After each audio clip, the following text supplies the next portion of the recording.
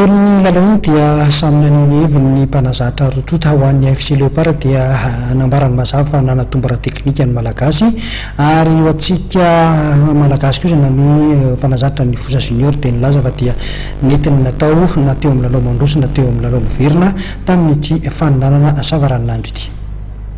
Kita sekolah zany fa etak saya di saya ku kalau di resmi dia di saya problem macam saya tentang problem itu lah tentang itu di saya problem macam itu semua tak kasar harap dia lo yang sekarang terus Universiteit Dax na SPL de Lille na tokony amboarana Komoro ny fanandramanareo hanahoana ny toy ny fifaninanana fanana zany tsy mafy satria miaro firenena zay tsy fosambolena dia tsy maintsy manao mafy zay manaraka ny zay zay atao mpanasatra anay zany izy koa mbaram'izay zany somary misy firatena kely zany zay teo amin'ny famonombola fa tokony hoe fanamapony zany zay teo amin'ny lafin'ny famonombola teo amin'ny lafin'ny famonombola zany tokony anapony zay.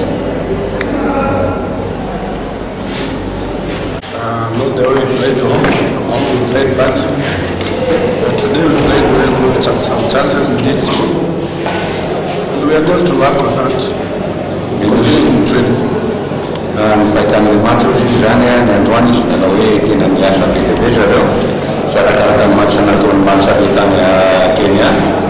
Kalau salah-salah buku sebenarnya non kesannya. Semuanya salah-salah buku saya sama anak.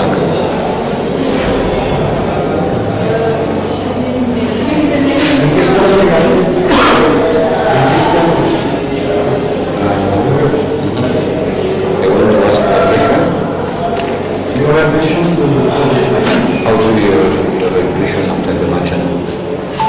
What do you feel? I think as a team we learned and in football for us is the beginning of our season. We are just kicking the league in Kenya. We've had a good pre-season and we're hoping to move from where we've left and we take the result positively. Bad luck now the government federation, but wish Fosa the best as they progress on. And as a team, we are very happy with that. They gave us a very good game, and I think we also learned a lot from them as a team. We learn to take the experience we got from there, take it down and progress with the game. So we are very happy.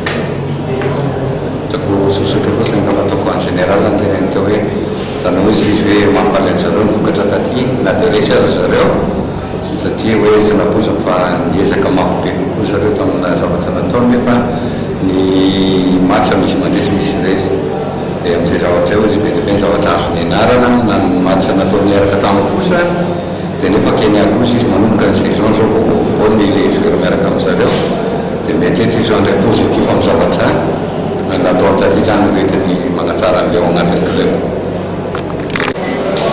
Cette rencontre un tour avant. Bon, si c'est un extra match, deux extra match, c'est bien.